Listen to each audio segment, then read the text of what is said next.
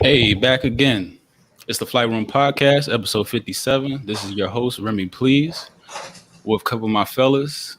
We got P Shack, Concourse P, Lighthouse, and, we got a new face here. We'd like to bring, new guests, people doing big things in the area, in the DMV. My man, my OG, Awthentik. Awthentik is a artist, producer, engineer, photographer, editor, videographer, one man band right there. One man band. Is there anything I left out? Nah. I think you covered it all, man. I'm a media specialist, man. There you go. Round it up like that. I do a lot of media stuff, man. I'm a media Yoda. Podcast host, all that, all the above. But most importantly, you got a album that just dropped, The Color of Us. I gave it a good, 3, 4, 5 listen to back to back. I love the production. I love the overall sound, real organic. I just want to kind of like touch on like what it's like to be, just a dude out here getting it on his grind, dolo, independent, doing everything, no middleman, just getting it, by yourself. Like how do you make it work for you? Especially in this day and age. With like a lot of practice, man. You just gotta hone in skills and like I was telling y'all just a little while ago off air. Like I wake up and I'm looking at we was calling it YouTube University off air, and I'm looking at something every day and trying to teach myself new skills. I'm invested in that whole DIY kind of vibe. You know what I'm saying? Like I think that's important for artists, especially in this day and age where we got the tools, we got the avenues to be able to do that. I think a lot of artists are kind of selling themselves short a bit by kind of just blaming most of their problems on budget and resources when, I think I'm blessed to be able to come from an era where we were relying on a lot of analog stuff and you had to, really get it out the trunk. And to be able to go into this internet era where like I can literally release a project from the comfort of my home, distribute the project, mix it, master it, record it in my home studio, top to bottom, all the promos coming from me. I think it makes it amazing for us as artists nowadays. And I'm surprised that more OGs like myself aren't doing the same kind of formulas and taking advantage of all these platforms, including like YouTube, like what y'all doing here with the podcast. Right. So like, as far as like a setup go, like how does like, for somebody to get like a quality sound of what they want to get out, compared to like going to, of course people going to pay for studio time and all that stuff, but like how, like ideally to get a sound that, that you would think is comfortable, like what would you need? Yeah, you don't got to spend a lot of money these days. A lot of the vocals that I cut on my project were cut with a $70 mic. I have a more expensive microphone, a CV3 that's probably like in the 2000 range, but I was using the AKG P70 for a lot of it because I saw good reviews on YouTube and I'm hearing young cats who's in their bedroom probably 17, 18, doing tutorials and stuff like that. Yep. And I was like, let me try that mic out. All of these like Chinese made microphones nowadays, you can spend $100 on a microphone and get great quality. And then with the interface, my portable interface that I was using was the SSL2, which you can get 2 great preamps out of that for $200. So, I think a basic setup, you're looking at like $350, and any kind of laptop will really get it done, and then just honing in your skills on trying to mix it and get things tight and get things sounding right. I went the traditional route, went to school for mixing and engineering and all that, but I don't think that's necessary nowadays. When I first went to school, you couldn't just get on YouTube and be like, let me get some Gunna vocals, how they mixing Gunna, how they mixing Drake, how they mixing, all of these different artists. And now you got tons of content like that. So, like I said, man, we're definitely blessed for that. And it doesn't take much to get it done. I've been cutting on DIY setups for a long time. I had a project I did with my homie Ethan Spalding from around the way that we cut in 2011. Yeah. And we did that all on a MXL 990. Somebody walked into my studio and was like, "Give me $20." I'm like, "Bet." And it was just a great portable mic for me. I didn't mind it being like like broken or anything like that. If I were to mishandle it or something like that, I wouldn't mind losing the money. And we cut the whole album on that. So yeah, it doesn't cost a lot of money. So as far as like software and stuff like that, what do you use? Like beats for the beats, I'm using Ableton Live. And I mean Ableton is just I come from the era of an MPC. That was one of my first beat machines, and I had an ASR Pro, and just the speed when you're working on one of those is a lot slower. And I made the transition. First, I was cooking up beats inside of Pro Tools because I went to school for Pro Tools and got certified by Avid. So I knew the software so well. Even though a lot of people wasn't making beats in Pro Tools, I knew that software well, so I felt comfortable in there making beats. And then I made the transition to Ableton probably like 5 years ago, and I've never looked back. Ableton is like, as far as production goes, it's the best software. You can, I know Fruit Loops can do a lot of stuff too, but as far as like warping audio and time stretching things, I just feel like Ableton gives you the flexibility. Some of the beats on the album, I mean, they taking like 5 minutes. It's like a break, a sample. I chop the sample up. Ableton Live will preview my break in time. I'm like, there's the vibe. Bam, I'm done. Maybe add a bass line, the beat is done. So I'm cooking up beats in Ableton Live, and I'm using a machine, an old one, the first gen MK1 Micro that barely still works with the new Macs, and cooking up the vocals and doing all the mixing with the vocals and the mastering within Pro Tools because that's where I'm very comfortable with doing the mixing and whatnot.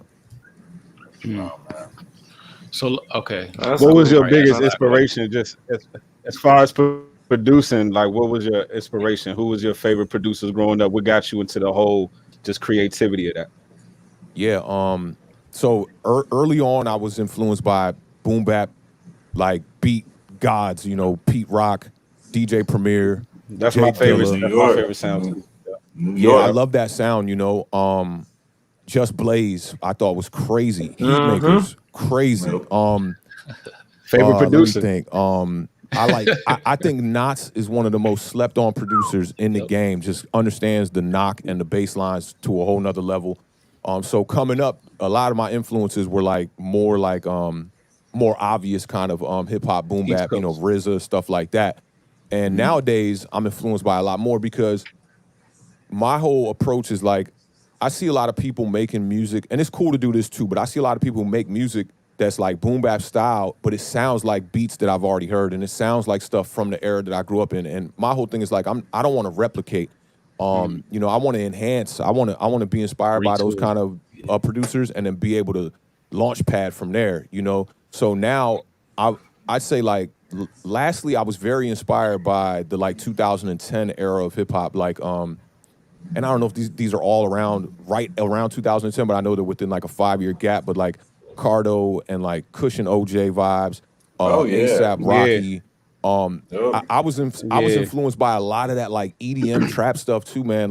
All the Y2K remixes, Jensen Johns, all that EDM stuff. As far as the way they transition is just crazy. And I don't even be knowing a lot of these artists, but I'm inspired by that genre. And then just even just straight trap stuff Honorable C Note, incredible beats, man. I like what Kenny Beats is doing right now, just different styles. I like to be able to, when I'm creating a body of work, like an album, I want it to sound cohesive. So with The Color of Us, I wanted it to all sound like it belonged together. But I make different styles, man. I might mess around with some 808s and have some heavy sounds on one track, and I might mess around with just some breaks and some thin sample drums. I might even just chop a sample, not even put drums on it. It all depends. I try to let the music kind of take me, where it's going to go. I was going to ask you with that. So as far as even just being a producer, where is that line between simplicity and, overproduction? Because sometimes you'll have a beat and you, like you say, all you need is a drum break and the sample, and that's it, and it's complete. It sounds good. But then sometimes, you might have, I guess you can say the trap beats, you got the rolling hi-hats, you got the stretching, the subs, you got all that going on, you know what I'm saying? So it's where do you draw that line, or where do you feel the simplicity is better, or if you feel like it needs more sounds, it needs a little bit more sauce on it? You know what I'm saying? I always try to keep adding sounds to it, right? as soon as I'm like, all right, this is getting kind of whack, it's done. You know, it's done. And a lot of times when I'm making the beats, I start writing to it immediately. So like, you know, a vibe got to catch me. Like I probably got about like, I'd say I got like maybe like 300 beats from like the past year and a half or something like that. And those just be the ones I save. Like a lot of my sessions, I keep the session, but I don't actually render them out because I didn't catch a vibe. Even though I'm like, oh, this, you know, this beat is all right, it's kind of knocking right, but it's just not like I couldn't write nothing to it. And I like coming from the perspective of being an artist. You know, like I want somebody to hear my beat and feel like there's open space for them. You know, kind of going back to that EDM thing, like a lot of the reason why I don't get invested in a lot of EDM producers is because I do think it is overproduced. Like a lot of like, even like the Pop Smoke style type beats that you hearing a lot of people rhyme on now, a lot of the beats I feel like are a little overproduced. You know, like the 808s just going crazy, doing rudiments that a voice would probably do. Yeah, it'd be a lot going on. And they sound dope. They would probably win a beat battle with one of those beats in a second.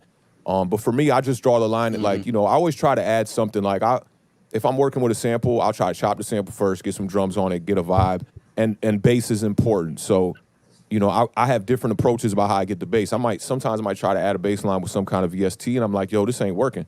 So then I got to go back to just old school formulas where I'll just maybe duplicate the sample, put it an octave down, roll off all the top end, just lead a low sub, and just blend that in with the sample, and then voila. You know, like it all depends. I just try to let the sounds kind of dictate where I'm going. And lately, I haven't been making a lot of beats from scratch.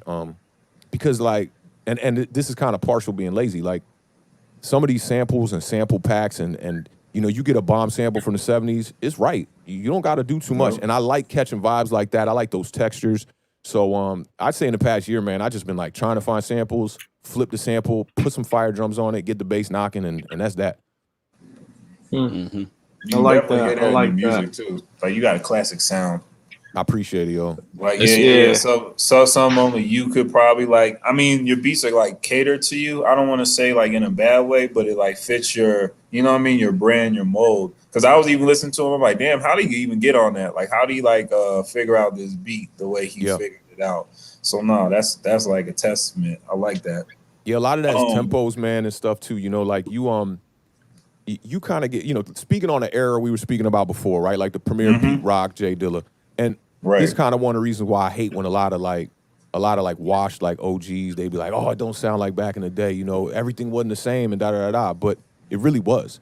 Like, go back, listen to like when Marley Marl starts popping. Everybody was taking those drums and using those drums. You look at like when Tribe Called Quest was popping, a lot of those breaks had been used a billion times. I mean, I've seen people from like Daz Effects, Farside. They still use them today. You know, Tribe. They still use them today. And we were just molded to that BPM style. So it was like a lot of stuff early on was like 80, 90 BPMs. And when I be in here with like some of my younger artists, like I can remember being in here one time with Internet James, and James was like, yo, how you rhyming on? I don't even understand like how you approaching that. But it's just like, it's kind of like studying your craft and like what BPMs you used to. I feel like that sometimes on some stuff that's like 120, 130, like some of that Pop Smoke stuff. I'm like, well, how would you even approach the double time cadence on this? And these young boys got that pat down, you know? So I think it's just like, know what you do, be comfortable in what you do, and like show off your skills in that. I was just watching the Wizards get blown out there, and they was like, the announcers was talking like, you know, why everybody always talking about what Ben Simmons can't do, right? They don't talk about what he excels in and what he does well. And they said the same thing about Russell Westbrook. It's like, they always want to talk about, you know, he's like 4 for 12 from the field or whatever, but he's dropping buckets, getting triple doubles every game. So, you know, what you do well, excel at that. You know, look at that and try to enhance that. I told my boy Tom the other day, like, he's getting into this habit of like downloading mad drums and just getting everything. I'm like, bro, like, you don't got to try to do everything. You know, you don't have to be the producer who does like hip hop, boom bap, that can also do like trap beats just as good as the best trap beat maker. Like, yo, just like stick to what you know, and you know, slowly but surely enhance your skills and try to like dive out in other genres and whatnot. That's good advice. So like, you know, you hit on the sports a little bit. By the way, shout out to Awthentik and the Beard. Y'all appreciate it. Y'all doing good out here, very successful. So to that point, I think I almost had like a 2-part question, right? So, Okay. what would you recommend for new podcasters, or those people or groups that have just started their podcast over the past year or 6 months? There might be growing pains. What's like one piece of advice that you would kind of issue or give them to kind of break that mold from kind of gaining their popularity and being more professional about it? Yeah, you definitely want to, always up the ante with the professionalism and trying to get the quality higher every time. I always tell Tim that, who's my co-host on our sports podcast, like you always want to do that. But I think the number one advice I could give somebody is have your setup be ready to go. That's the number one thing, because in this YouTube game, a lot of people gonna hit you up and just be like, yo, I'm trying to get you on the show this day, this week, and you got to be quick. I follow this cat on YouTube who just does like, he's kind of like on some Gary V motivational vibes, kind of, but he's more in the media market. His name is Pat Flynn. And he says, like, if you want to go running, if you want to go jogging every day, you got to leave your jogging shoes by the door. So it's there and you see them. You know it's there. Like, I keep my podcast set up within my recording studio in here at all times. I'm looking at it. If I don't pod for a while, I'm going to be thinking about it. So I think that's the number one advice I could give. And, also, like don't get too caught up in what everybody else is doing. With me and Tim, with Awthentik and the Beard, the success of it is like out of nowhere. I don't even know. I don't even know, because it's like everybody that follows that channel is not people from the DMV. Oh yeah, I was going to ask you that too. I was going to ask you that. A lot of it is just random Giants fans, and that's how I kind of got into that whole community and that whole network. Was it's a cat named The Entertainer Talking Sports, who's like the number one Giants guy now. But when I first was following him, he had like 100 subscribers, and I was just itching for football. It was off season, after the draft, kind of like right now. Yeah, and I was like, yo, I just need football in my life, and there's nobody talking about football but this one dude. So I subscribed to him, and I saw how he started working it. He started doing a lot of live podcasting, like during the games when the games would start. And then I just featured on a few podcasts. Like I went on his channel for a roundtable talk with about 6 people just like this. And another homie, his name's Kyle Pizzle, another Giants fan, content creator. He invited me on. And then if you decent at what you do, people going to cling to it, and they're going to be like, yo, I mess with that. I want to subscribe to that channel too. So we went our whole first season. So we're about to enter season 3 of Awthentik and the Beard here, going into the 2021 football season. The first season we only got like 100 subscribers, and I was telling y'all this a little bit off air. Like I was editing the shows. We were shooting them on Monday, and I would have them ready by Thursday. So I would dump the footage. It would be like almost 100 gigabytes per show, because I was filming it from 4 different camera angles. Wow. It was 3 of us from 4 angles, all DSLRs, 1080p. Wow. I'm dumping the footage at night, waking up in the morning, and literally going right to the edit on Premiere, spending like 10 hours. And I was meticulous, man. I wanted dope lower thirds on the screen. I was putting music behind it. I'm putting like little sound effects and all this stuff. And that drew a lot of people in for sure, because like you go to a lot of people's channels and you get the same vibes a lot. And with me and Tim, it's like you come to our channel, you like, do these dudes, do they got a budget? But a lot of people didn't know, like I come from the studio, background. Like I understood everything that we needed to do as far as mics, visuals, all of that. So we didn't have to invest no gear or nothing like that. As soon as we got in the game, no middleman. People like, yo, how come I don't know about this? And I've even since I was a kid, man, like my mom used to do hair, and Remy, please to tell you, he used to live around my way. Like my mom used to do hair, right? And like clients would call up back in the day. My mom would do hair out the house, and they'd be like, they ask for my mom, and I'll pick up the phone like, hello. They would think I was like a grown man. Like I had a deep voice, like presence, all the way back, when I was like 10 years old, man. So a lot of people have always told me, yo, when you done with this rap stuff, man, you better get in the radio. And I was just kind of looking for a lane to get involved with it. And my co-host, the Beard, Tim, he was like, I got this idea for like a podcast. And, when people don't really understand media, it's like this. I'll compare it like this. Like when people don't understand like movies or music videos, right? The ideas they come up with be so like out of this world. They like, I want the spaceship to like come in and land on it, and you like, bro, like we can't do that. So when he first came to me with the idea, he was like, I got this idea. It's going to be like NFL Network, we'll have all these different segments. And we were talking like maybe 12 hours of content that was going to go throughout the week. I was like, bro, we can't do it like this. We got to simplify this, So we simplified the idea. And, you know, we haven't looked back since. The second season was the most successful season. And a second piece of advice I would give people for podcasts is going live. Just go live. Like, you're going to start off, it might be no one in there watching, but when you go live and you continuously go live, the YouTube algorithms are going to send your information out to people that are interested in that content. I'm sure y'all already noticed there's mad niche markets within YouTube. Yep. You know it. Not only as podcasters, artists need to exploit this. Like, go live, bro. Show people your new music. Play a couple tunes, you know? And once you get monetized and you get the super chat ability, you're going to see the money come in. And the revenue is a lot higher than anything you're going to get from streaming on iTunes, Spotify, Tidal, or any of that garbage. Right. Mm-hmm. Hey, so like, Marcus, we had this discussion last week. Familiarity. What was this? Breeds. What was that? Familiarity breeds contempt. Familiarity so breeds contempt. So, but do you? Oh yeah, go ahead. What's your question? Do you have you like ran to that as far as like? I mean, you said like most of the as far as like the podcasts are, you know, out of towners. A lot of Giants fans in New York, Jersey, whatever. So do you like run into that as far as you know, people in the DMV? I mean, are they super supportive? A lot of people say, you know, they crabs in the barrel or you know, whatever. Do you run into that? Yeah, definitely. I think it has a lot to do with just the size of the region. You know, like, we're such a small, like, knit community that not too many people blossom and rise to the cream of the crop in the DMV. I was having a conversation with my homie, like, just yesterday, and he was like, you know what's crazy?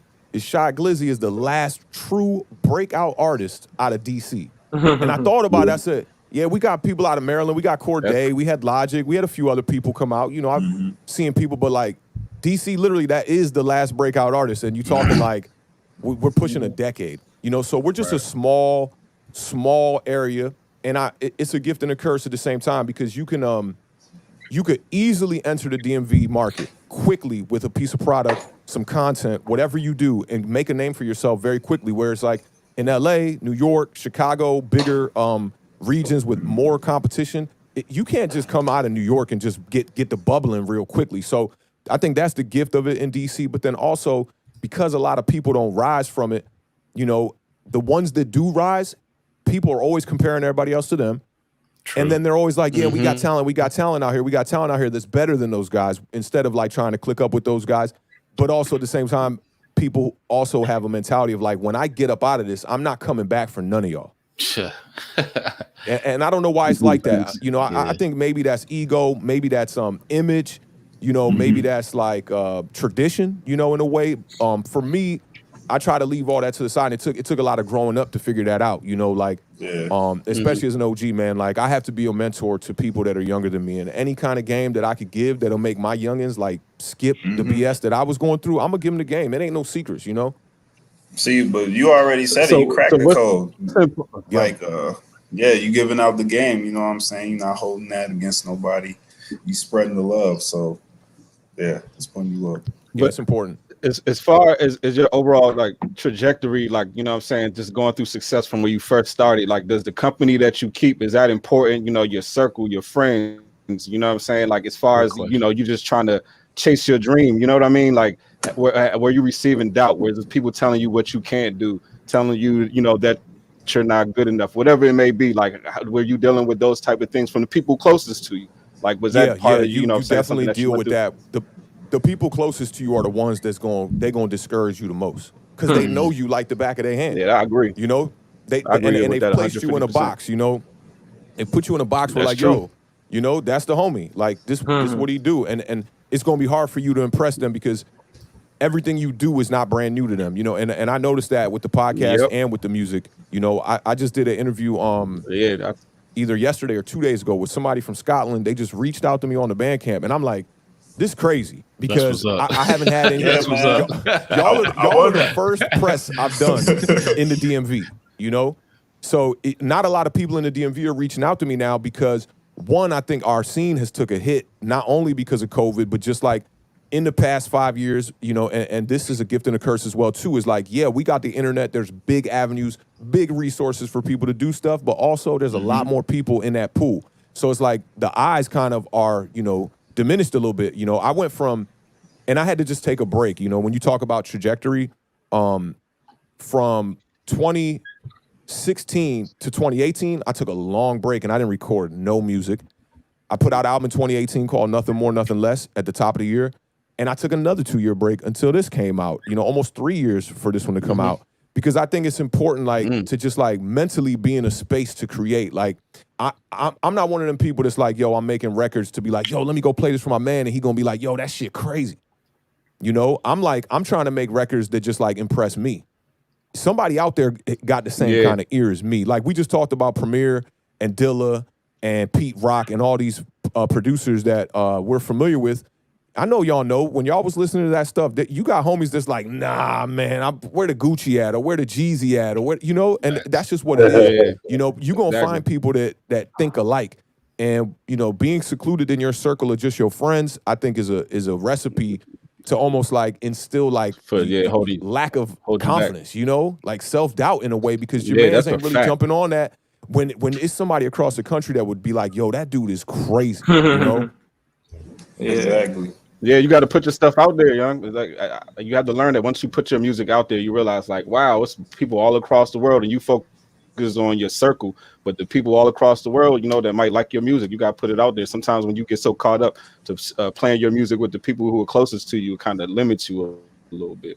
So you might hear the record after that and be like, and I still feel this way to this day too. Like, you could record a song, be working on it for months. Some of my mixes, man, they took forever. I'm just meticulous, going 20 passes on the mix, and then I'm like, you know what, scratch that. Let's go back to number 10 and start from there and go from there. And you hear it a bunch of times. And then there is something to be said, though, about when you play it in front of somebody, because somebody come in my studio and I'm like, they're like, what you working on? I press play. I almost hear it differently when I'm in front of people that know me, Yeah. So I do think, you don't want to be one of those people that's just like, man, screw whatever anybody I know talking about. If they trying to give you constructive criticism, be a man and man up and take that constructive criticism, and it's up to you if you want to utilize that or not. But you got to be smart. You got to study this game. You can't just. I see a lot of artists. Most artists in this city, when they drop something, after about a week, they don't know what to do after that, and then it just becomes spam. And now they in your inbox. Check out my. It's like I don't ever want to reach out to nobody like, yo, please check this out. Like, yo, if you see what I'm doing, if I'm on your radar, check it out. If not, maybe it's not for you. That's interesting. I think J. Cole said on his new album too, he said, I made a song. I thought it was fire, but I had to step back a couple months and then revisit it. And you know what I'm saying?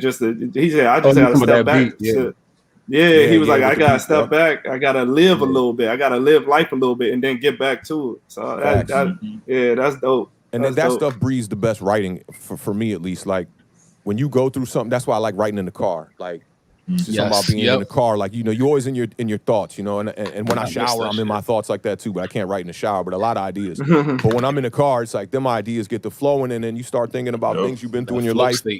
Yeah, man, it's very important. Like, I try to, I want people to hear my music and be like, yo, that's a direct reflection and a correlation of who the guy is, Yeah, man. Speaking of your lyrics, because you have a lot of conscious stuff. What's up with the football plugs? You have a lot of football plugs. You even hit the John Moxon, man. You talk about the Varsity Blues. So I was like, when I heard that, I was like, hold up. Yeah, man. Just, you used to play sport. You used to be influenced by football. Did you play sports? Big time. I played sports back in the day, heavy into basketball when I was coming up, and then in high school, kind of realized, all right, I'm a little bit too slow for basketball. That's not really the vibe. So I played quarterback in high school, and then wide receiver on varsity. So I'm big into sports, and I've always been a huge football fan. Like, New York Giants, I'm a Giants fan to the casket dips. That's my squad. You can tell you shouted out Saquon too. Yeah. So I mean, that's just the hobbies and whatnot coming through. And here's the crazy thing about the Saquon line. Like, I wrote that the Saquon joint is on a record that I wrote before the football season had started last year. And when he got hurt, I was kind of like, man, do I go back and adjust this bar? What's crazy? I thought about that when I heard that too. Yeah, I was like, I wonder if he did that before or after that shit happened. Because sometimes it's coincidence. You know what I'm saying? Like, you align with that shit. Yeah. Yeah, so, and I do go back and change stuff. Like, being a producer and a rapper, the approach is a little bit different for me because, like, I'll write it one way, And then, you know, after hearing it for like a couple of months, especially on this project, I'll be like, you know what, like this word here, let me change that. Let me rephrase this, you know. Right. It's a bar in there where I say, I think it's like Montana, Brett Favre. If success is a mirage, I ain't tripping about the job. I said, my Jerry Rice is a god. But when I first wrote that, all the players was very different. I was saying like Randy Moss and Odell Beckham because I wrote it so long ago. And then I was like, dang, you know, Beckham's not a giant. I was kind of like, you know, let me just kind of flip these lines to make them kind of vibe a little bit better. So, you know, all the way up until I pushed the button, I was changing lines. And you know, just like even just like if I felt like I was cursing too much on a record, and I released the record clean because there's not a lot of cursing on it. There's only like maybe like 10 to 20 curse words on it. Yeah. And so I would go back in and be like, you know, you kind of you a little repetitious with this curse word on this record. Like, let's go back and change that. You know, so I'm always adjusting the bars. No, that's good. So as far as like releasing or putting your project on like a streaming site or whatever, like how do you like clear samples for the people that don't know? So if you want to go about it the legitimate way, you have to contact the people who own the estate for the sample.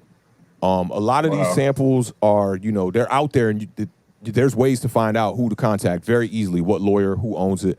For me, man, I've been bogarting samples for a long time. I'm gonna keep it 100, like because I fly under the radar. You know, I'm not a person who's getting like 500,000 streams on a record, or you know, selling gold or going platinum. So it's like people with the samples, they want to see, oh, he made a lot of money. Now let me dig in his pockets. You know, so I'm willing to take that risk at the moment.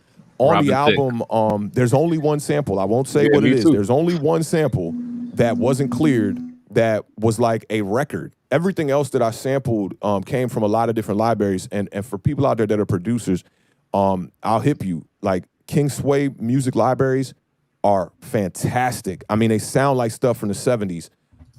There's also this a brand called Unknown without all the vowels in it. It's just like it's got no vowels except the U. So it's like UNKN or something like that. Okay. Fire samples. Where can you find those though? Where can you find on the internet? They're on the internet. King Sway, they have their website dedicated to it. You about to be cooking up, Marcus. Yeah. And yo, you already know. I have a database of a bunch of them already. I can send you a bunch of stuff. I got some questions for you. Outside the topic about production, I got some questions for you. But speaking on top of that, what do you think about beat tapes and beat albums? Like, have you ever done one before? Just a whole beat tape? I released a couple beat tapes back in the day with the goal of just seeing like if artists would jump and want to pounce on one of the tracks and end up buying it from me. But instrumental albums are cool. I think they're dope, man. Especially like around the holidays, man. Like, yo, if you're gonna be Thanksgiving dinner, you know, with the fam, an instrumental tape is perfect. Christmas, you know, my man Kev Brown always does a Christmas beat tape. Kenny you know, G. You can flip something smooth. You know, and I think in the boom bap world, or in the world we was talking about too, where like you kind of overproduce beats. If you're doing that, then I think that's totally awesome, man. Like, yo, like. Yeah, put out instrumental albums. Do what you do. And if maybe you're not a vocalist and you got to speak through the music, put out an instrumental album for sure. All right. Can you touch on your All or Nothing Studios? Yeah. I love talking about this, man, because this is like entrepreneurship at its finest. Like, so from 2010 to 2015, I worked at a recording studio in DC that was like a small hub. We don't got to mention them because it's very shiesty over there. And it's very shiesty over there. Like I got to see like the inner workings of a small business, and that's the one thing that I got from it that I got to applaud them on for sure, is because I got to see how to run business. But I was there for 5 years. 4 years I was the chief engineer there. Not a lot of promotion in that, right? It was like the same thing, but the deal was pretty good. I was getting half of everything that I worked on pretty much. They brought in a couple other producers at the time, and we just started. We had a great unit in that studio. It was me, my homie G the Mastermind, my homie Sergio Cortez, and then later was this homie Big Moon. And we would just be in there. It was a lot of downtime during that time. Oh, that's fam. That's my youngin right there. That's my bull for sure. That's family right there. Yeah, that's my guy. You know, Sergio knows we go back. He's produced hella tracks for me on albums. We've shared techniques. We cooked up for 5 years. But at that studio, you know, once we had a unit, we were building a name for ourselves, and the production was starting to sell crazy. Now, they were selling beats there for $1,000, and in the beginning, we were getting half of that. So in a week, you know, you talking 30 beats sold, we were caking up.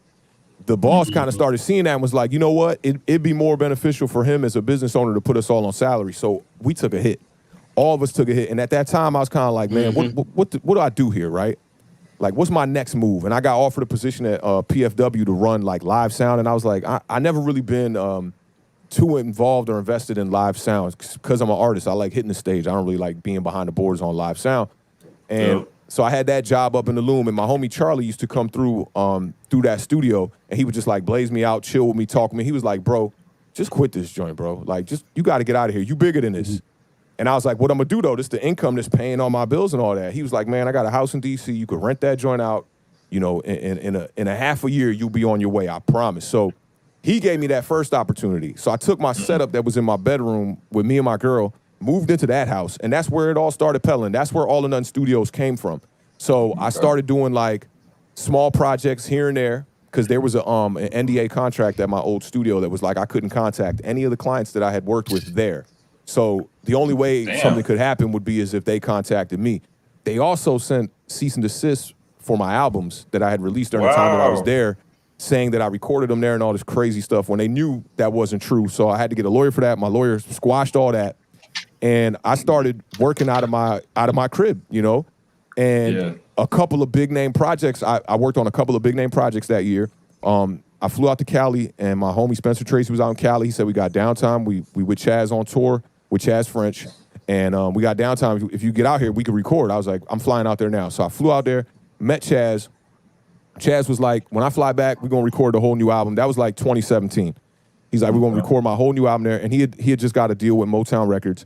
So he came back and he hit me up. He's like, let's get working on this album. And we, for about almost 2 years, we worked on that album. And so many things came from just working on that album. Big features, you know, Kevin Gates, Currency. I had MTV come to the house off a plug that my homie G the Mastermind had that they did a Sweet 16 in the crib at our studio. And then Shy Glizzy was featured on Chaz French album, and he liked the vibe. So then I ended up recording his next album. When he did Quiet Storm, I ended up recording that whole album. Well, like, I kind of recorded it because he had recorded a lot of his verses in like just like, you know, small studios. So he'd bring it over, we'd either mix it, and if I felt it had to be re-recorded, we'd re-record it. And then that got released. And then that just like, it's weird how people are. Like, a lot of people didn't even have to hear my mixes. Like, once they heard this the guy working with these two guys, and those are big heavyweight names in the city, I'm down to work with you because you worked with them. There you go. And a lot of business came from that, man. And I've been like a one-man show for a long time with that. I sublet the studio to some homies every now and again to let them do what they do. But now I'm 5 years, pretty much going on 6 years, running my own business. And yeah, I mean, I'm comfortable because now I can turn down work. And you know, I don't gotta be like, it's not like a wake up, I'm dreading getting here. You know, it's levels to it too. You know, when you first start off, you're like, if somebody could pay me to make music, let's go. You know, that's how, when I came out of Omega, I'm like, yo, if they could pay me anything. I remember at that studio I worked at, when they would get a big name there, they would be like, who want to work the session? It was no pay. You know, I worked with Freeway like that, no pay. T.I., no pay. Philly. Flow Rider, Tyga, like all no pay, you know, like that. And we were like geeked to do it to the point where like when I started running my own business, I was like, you know, this ain't effective for me. Like I need to get paid accordingly to be there. You know what I mean? Right. And so I've turned down some, and I regret a lot of these sessions I've turned down because it'd be like when some of these artists be like not bubbling as crazy. And I'll hear about one single, I'm like, oh, man, he doing that garbage or whatever. I'm hating. And I turned it down, you know. And the one as of lately, like maybe like a year and a half ago, I turned down the Baby and I turned down Lil Baby. Within like the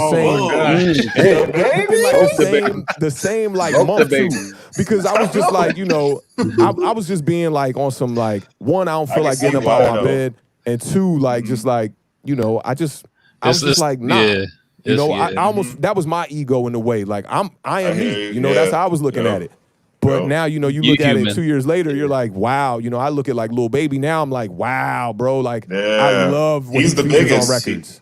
He's probably next to like Drake. He's the biggest for real. Yeah, Little Baby. Yeah, Little Baby right. He's right there for real.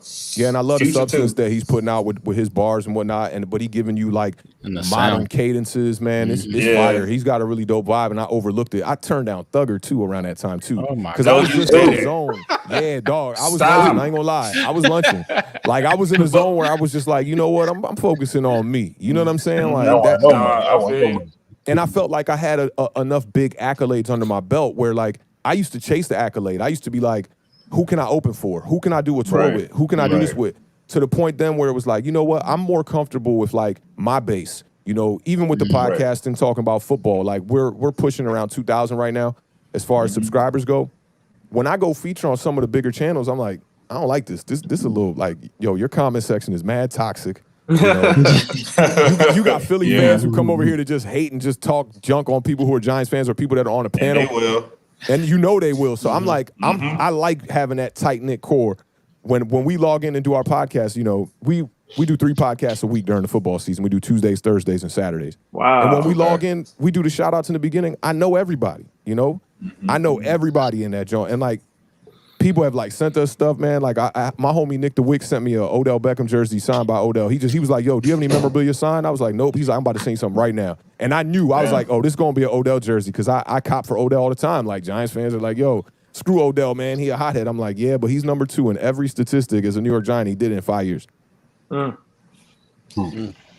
ain't mad at that, man. Hey, so how does one, you know, because pretty much like when you starting out and you doing music and you know you just doing for the love of it, but how does one turn, you know, a love for it into like a monetary thing? Like if you, because shit is different. You can't like push it out your trunk anymore. You gotta push it, you know, on streaming sites. Like how do you turn that into, you know, actual dollars in your account? I mean, I just think you got to just study it. You know, you really got to study the game, study strategies, what people are doing.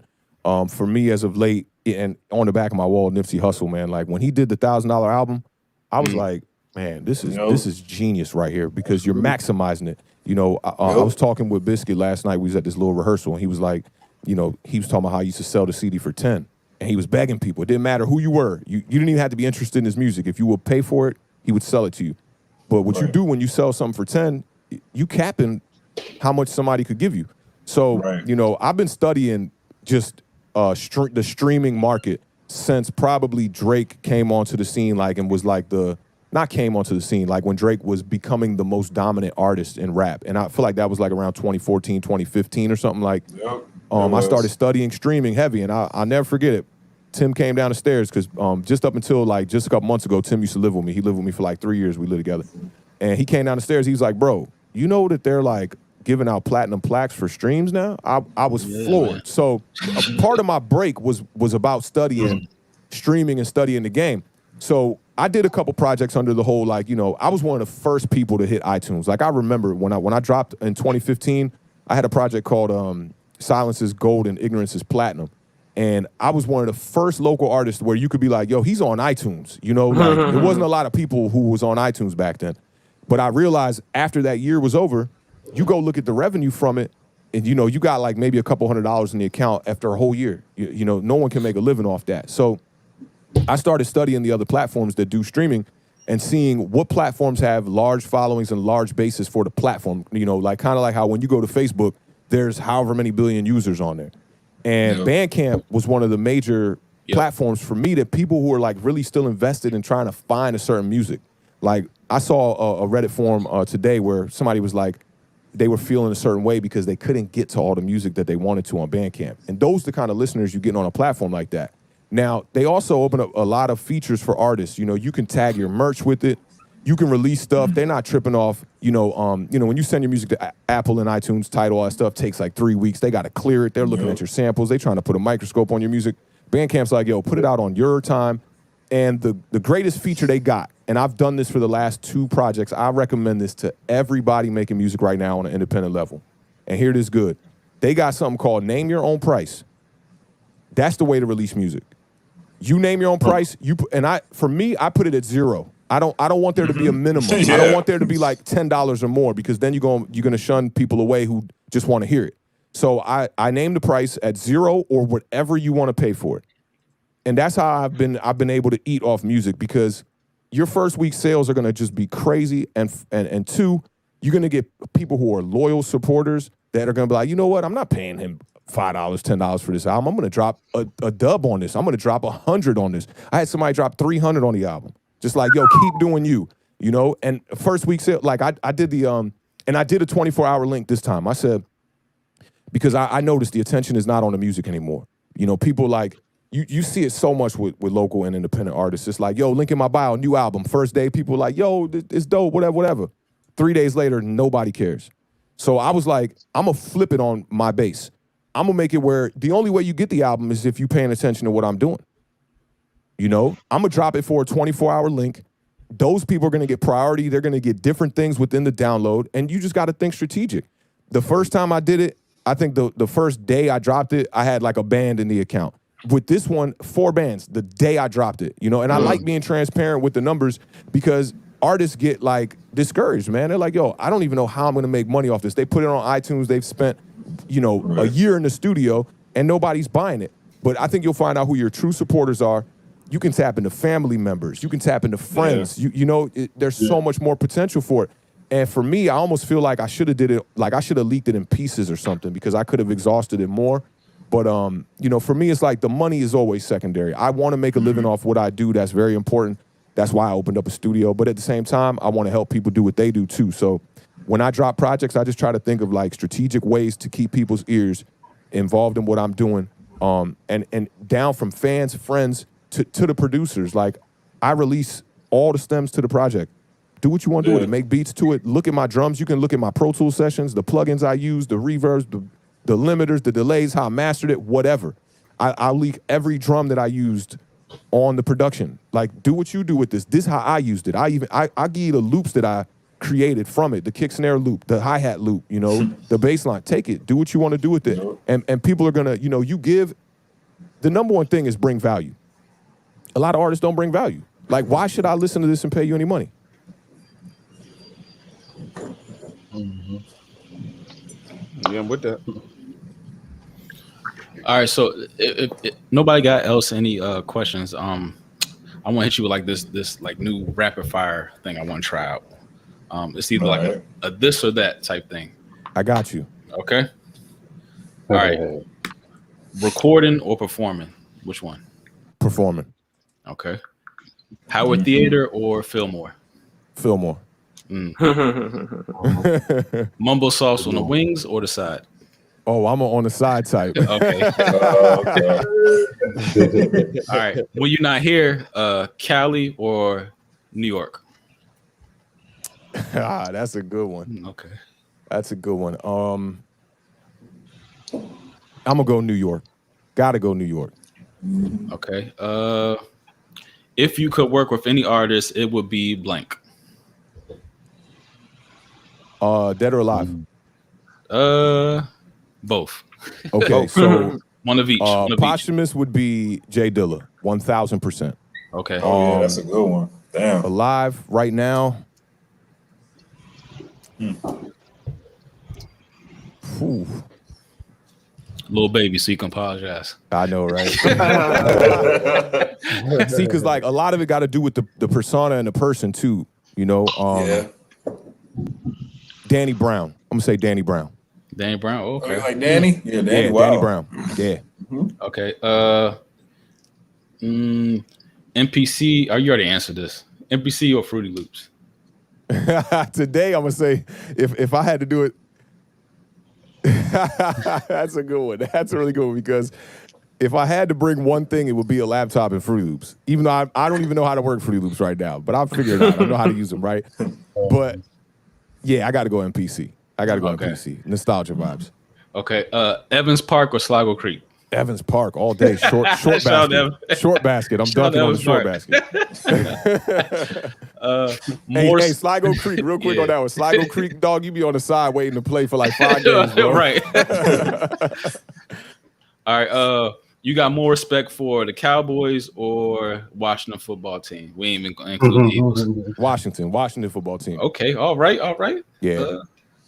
Yeah. If I was here, If I was here, we would have had the whole NFC East. Right. No, for real.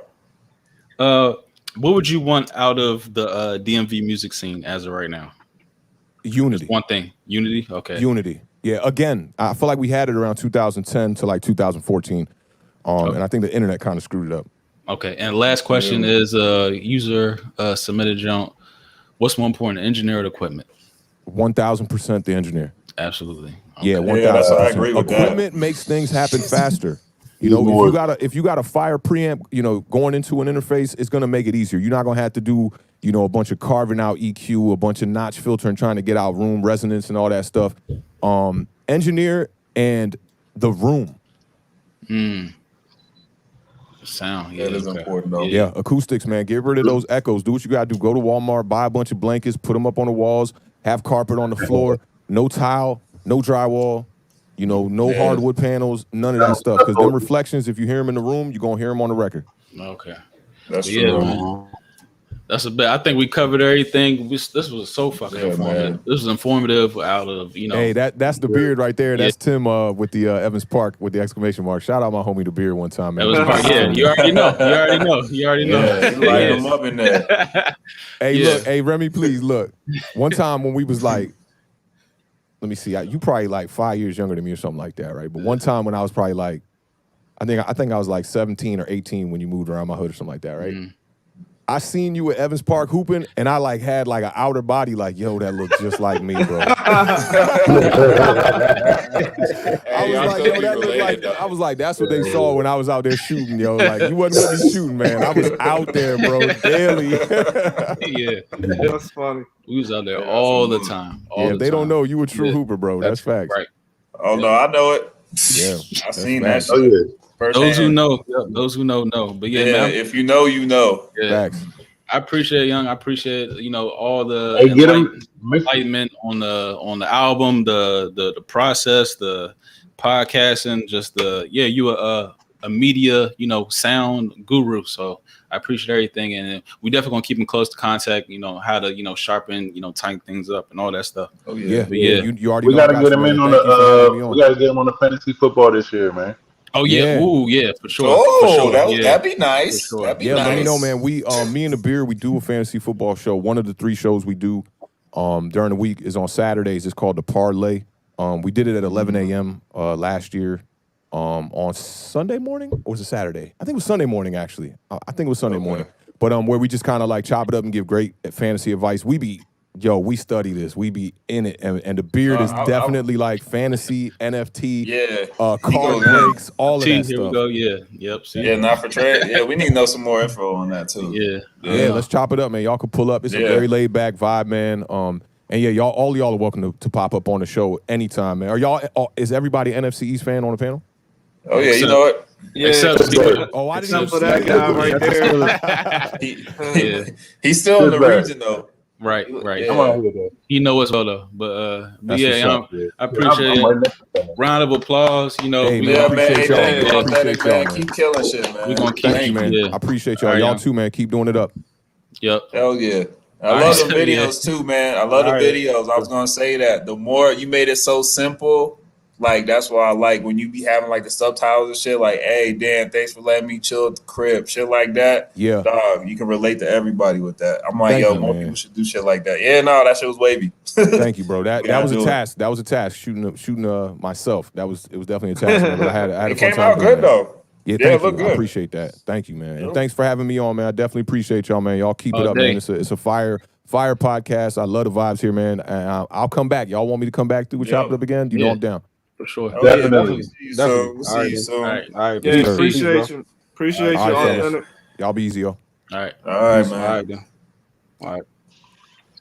Oh yeah. Good All little right, segment. fellas. Yep. All right, fellas. So, yeah. Now that we got, you know, Business out the way. little steam rolling.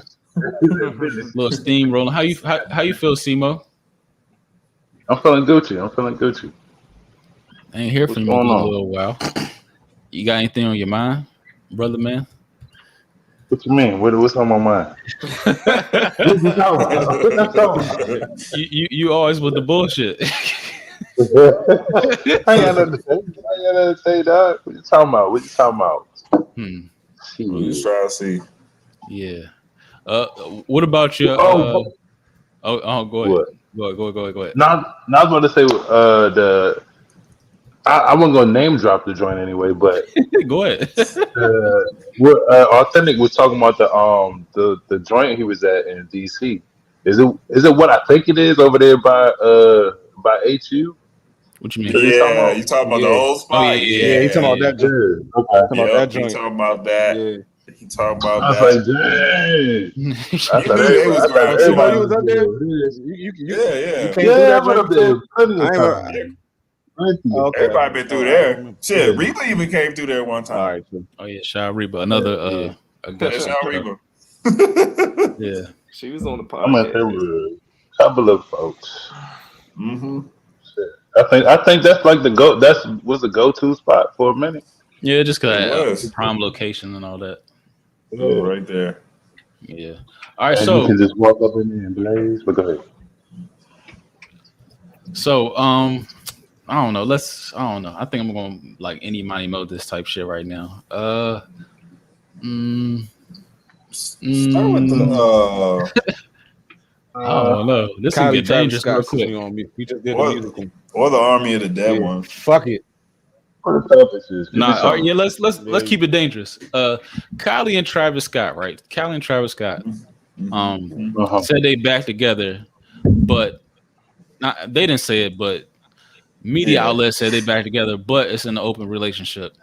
Then she came back and said, this is not true. You know what I'm saying? They try and guard this shit. They try and make the brand cool, whatever. Mm-hmm. But Mm-hmm. that's not my importance of, bringing up this topic. My point is, if you were in an open relationship, how would you even make it work? Like, how does somebody make an open relationship work? I don't think you can, man. When it's I can't open, do that. I don't know either. You got to have a lot of trust in you to be able to do that, and like just security. Like I don't know how you make it work. I don't know about all that trust shit, but it's just like I'm not. That's my booty, dog. I'm not sharing that joint. What you talking about? I'm not sharing my woman with nobody, dog. What the fuck? That don't even make no Of course sense. That don't not. even make no type of sense, dog. I don't know. What type of society do we live in that I'm gonna share my come on, dog. Come on. And it's like, what is the benefit of that shit, man? You gonna be able to do what you want and then still just come back to the same person and they just know or whatever. Do Like it. I don't understand. I just don't understand the dynamic of that shit. Yeah, I think it's just people that want a commitment from somebody that they know gonna always be there, but they just still want to fuck other people. I think that's really what that shit is about. And how to make it work, I don't know, because when you sex, that's energy exchange. You know what I'm saying? So it's only but so long that you're gonna be fucking with other people until that energy starts going outside your relationship. It's right. only but so fucking long. So I don't get that. And even I don't just know how people make it work. like you said, transferring those different energies back and forth like that. I don't know how you make that shit work either. Like Yeah. and like you said, it could be like a media ploy or whatever. But as far as I ain't doing that shit. Know that. Yeah. I don't know. I feel like too, I feel like not even related to Kylie and Travis Scott, but like in general, like how does it work for some of the people in Hollywood or wherever? You know what I'm saying? How does it work? And I feel like it's gotta be some type of disconnection. You know what I'm saying? It's gotta be some type of like I don't want It has to to be. You know what I'm saying? I don't really care what you do. So like you go ahead and do you, and then you come home. And I'm fine with it. Like it's got to be some type of like, you know what I'm saying? I don't really fuck with you like that. So Yeah. like I Yeah, just want to see you. You know what I'm saying? I just want to see you when I get home. Like that doesn't sound like a genuine relationship. Yeah, don't. Yeah. But I think a lot of times, even that whole idea of open relationships, at least on the mainstream level, that shit probably came from celebrities and just watching that shit in Hollywood. Yeah. Just going out and about, you don't really meet people in open relationships.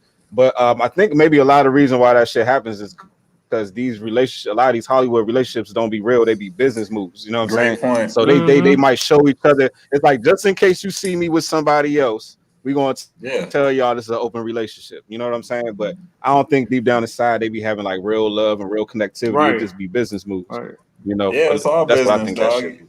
It's all business. You just spoke to J-Lo and A-Rod, man. That was a whole business transaction. Shit was the more business. Bro, I didn't know that from the beginning. Yeah. Bruh. As soon as I seen that shit, I was like, oh, this is a business shit. move, bro. Like they're now together in a beach house. Just last week. Yeah, A-Rod was just last week taking her back to the first place they had dinner and shit. Right. Like, yo, I just be like, damn, that's just that's crazy. cold. That's cold, man. But don't you think? You don't think the makeup, the breakup is like a whole rollout for some of these people? You know what I'm saying? Sometimes like, remember that girl Summer Walker? She made that whole song. She like broke up with her boyfriend or some shit. The producer, what's his name on the track? London. On the track. I know. And then they London on the track. Then she dropped the song right after the breakup. Then they got right back together and shit like that. So I feel like, you know, this just might be a move. This just might be like just a whole Hollywood, like, you know, pulling people in. Oh, the breakup. You go click on your Instagram, you read the article, right? Like, you know what I'm saying? It's like just drawing attention to themselves. That's why I think a lot of that shit be about. Okay, but but how does the regular degular make something like that work? I think like the moment you, like, I don't think announce, you can, bro. You don't got enough money. Exactly, but like the moment you like money, you want to say you in an open relationship, you like kind of like punting. You like, okay, this is not going to work. You know what I'm saying? We can try to make this open relationship thing hang for a little bit, but in the end, it's not going to work because somebody's going to be slighted at the end. Mm-hmm. More likely than not, that's true. More likely than not, for real, it's going to be the dude. The dude going. I mean, unless you like, it's going to be the dude. You need money, or you either a pimp. You need money, or you a pimp. That's it. Yeah, it's going to be the dude because the female can have way more options. Fuck yeah. Yeah, I saw it's a dude I follow on YouTube. Then it's not a relationship for y'all just fucking. It's not a relationship. Y'all just fucking. It's a dude on YouTube I follow, and he was a whole swinger. Him and his wife married his like wife took his last name, and you know, he was okay with other dudes fucking his wife, but they broke up because she was fucking without telling him. You know what I'm saying? I'm just like, I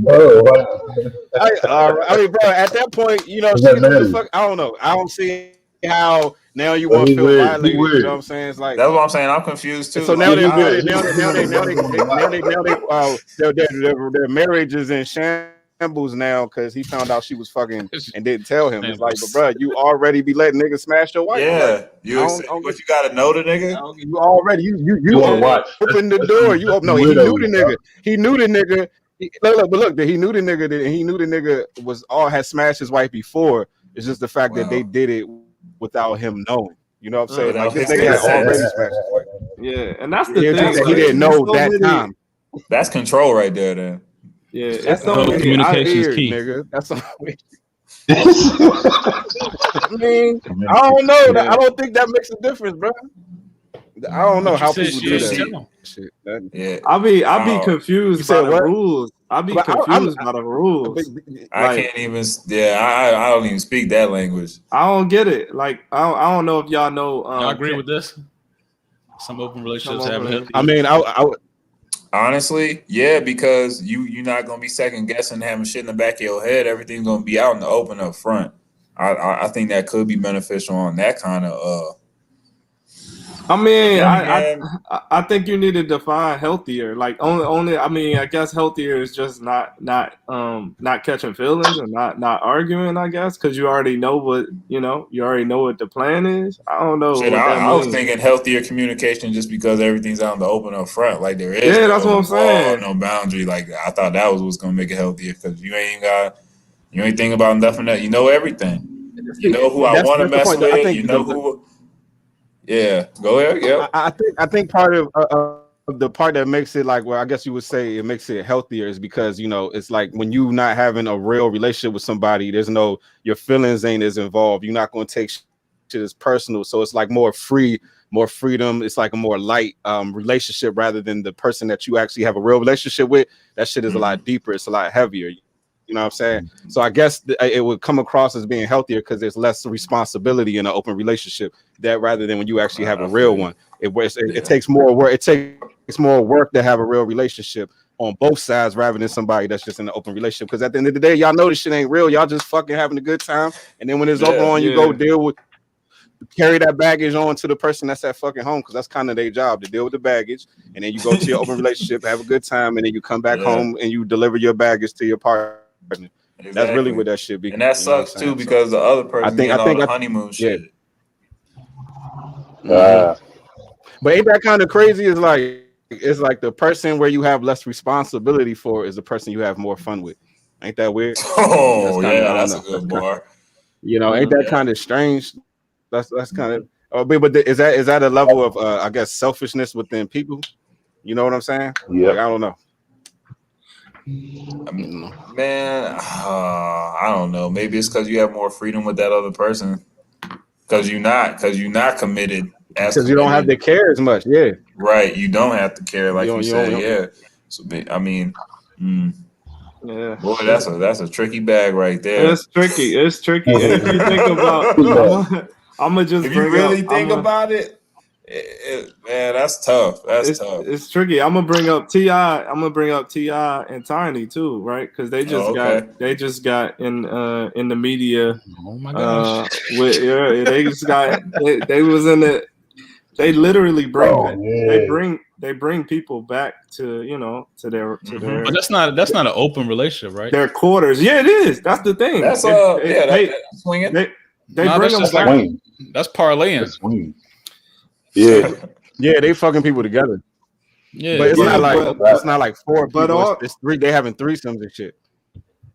Yeah, but also they actually have said that if they agree with each other, then they have a pass. So it's like that's where I'm like, yo, it's like all of the rules. It just stipulate. It's like whoever wants to create the rule and y'all agree with it. That's what it is. And then if somebody crossed the line, then I'm done with you. But it's just the rules are so thin. It just doesn't make. They're thin, so you can dictate that shit. Like just like you said, any little thing. Nope, you're out of there. I don't even go fuck you. We said this, but you did that. I don't care. Like, yeah, man, that's all that shit is. I think that shit is just not wanting to be responsible for another person. I think that's the root of all that shit for real. And you know what I'm saying? When one your cake and eat it too. As simple as that. Yeah, I don't even know if that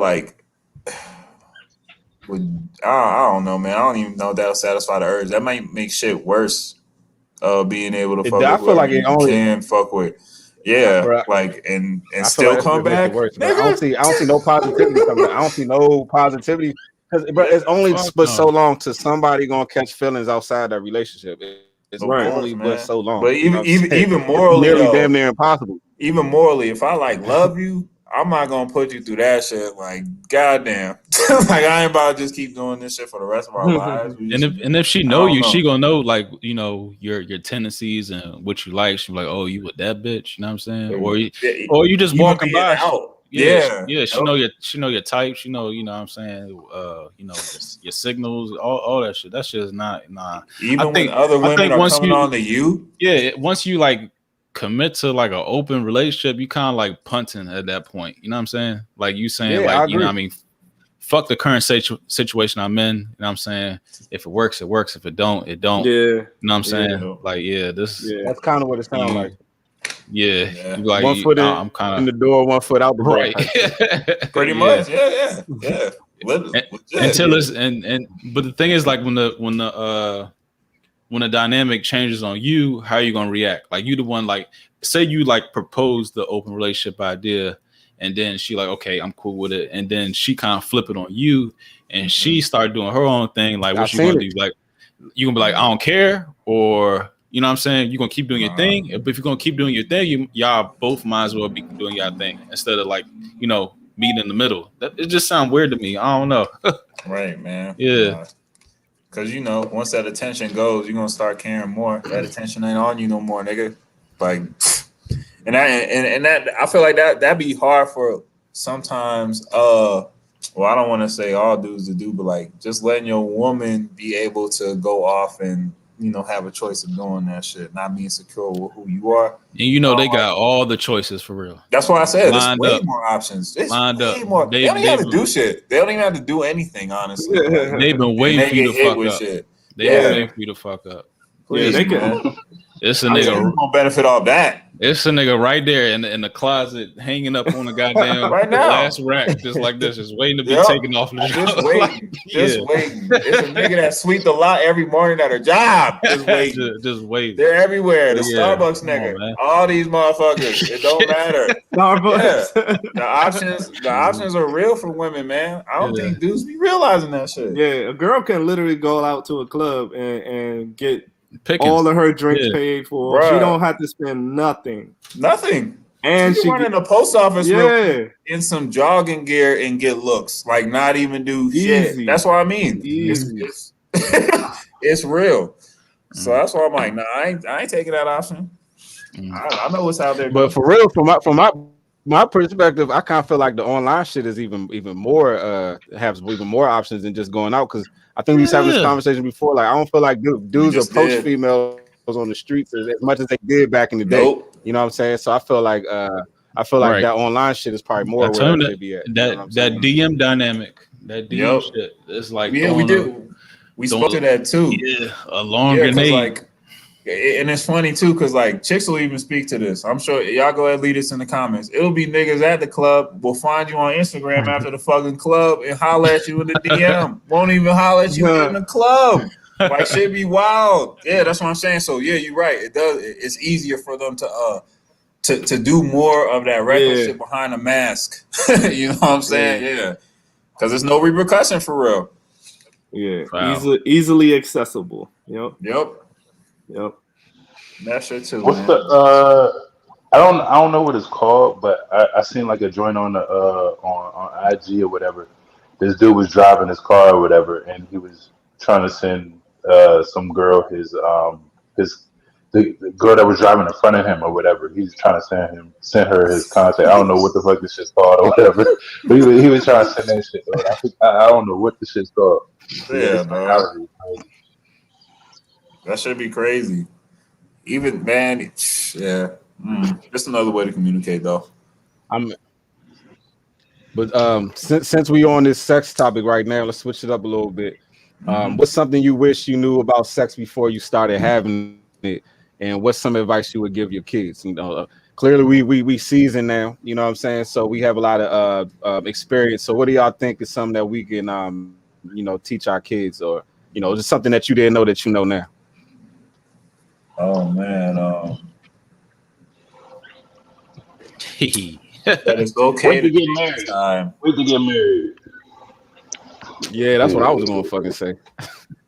Boy, that's okay. When am I getting married? Is that what you gonna say, Marcus? No, I said. No, I was gonna say I would tell my kids to wait till they wait. I would tell my kids to wait till they get married. And the reason why I was saying that too is just because like some of them sex experiences would be crazy, man. You might get something you don't even expect that you thought you were gonna get. You don't want, yeah.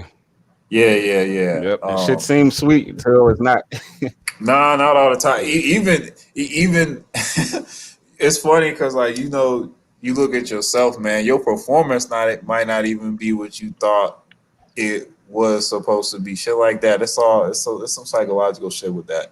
But like I said, I would just say take my it's all right to take your time. I used to always when I first started, the fastest. Gotta get them pumps and strokes and shit like that, wear it out. But now, I feel like the more he's talking about the actual fucking. I thought we was speaking about responsibility. I thought we was talking about responsibility. I thought we were talking about responsibility and knowledge and what we've learned. Wrap it up. We go fill these pumps. Don't mess with nobody you don't care about. Only give yourself to who you care about. All right, that's all y'all gotta do. Hey, that is hilarious, bro. That is funny as shit. Even when I saw the question, I said that I was like, "Oh man, it's about to be a night." I thought we were your time, young man. Nah. Take your Oh, time. God. Oh,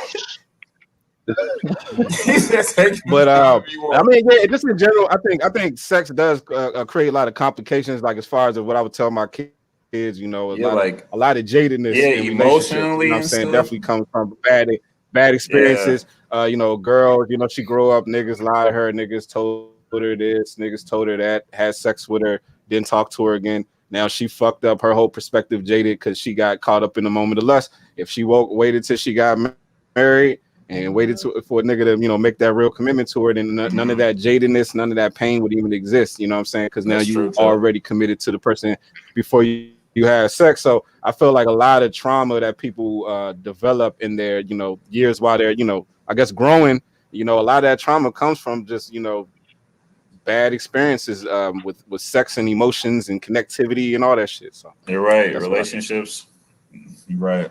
Yeah, and I think A lot of starting too early kind of changes your mind shift too, right? So like when you in high school and you got that on your mind when you trying to figure out who you are, like that ain't good either. So you know, I would even say high school might be too early. I yeah. don't know. I would say Yeah, get into this your is for career. your Fucking son focus and your on your daughter. education, focus on your future, focus on all the Yeah, important shit. You know what I'm saying? Then when you get to where you want to be in life, find somebody that's going to accept you for who the fuck you are, going to love you for who you are, have a baby, have children with them, and boom, you ain't going to have no jadedness, no negative fucking perspective of the ex- opposite sex because you ain't never been hurt before. None of that shit. You know what I'm saying? Like, do the important shit first. And then when you have your kids, you're not going to be 19 years old with a child struggling, you know, begging right. for your parents' help. You want to fucking already have your shit established, and when that baby come into the world, they ain't gotta ask for shit.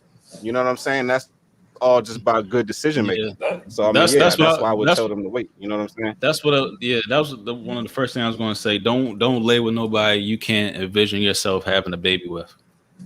that's true So too.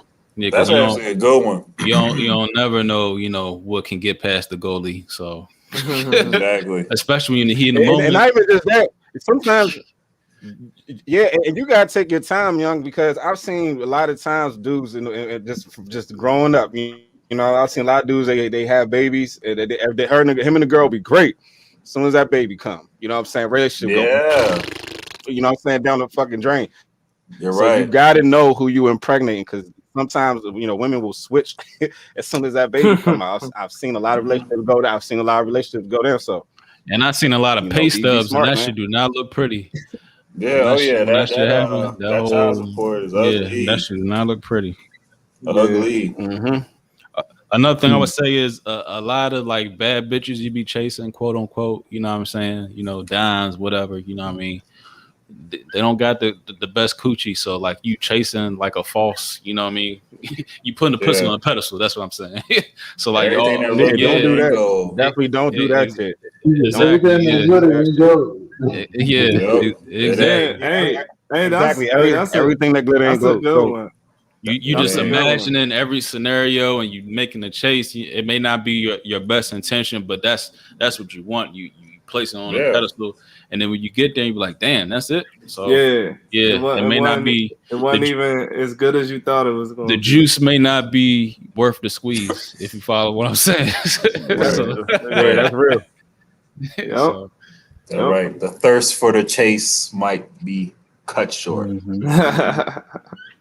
That one.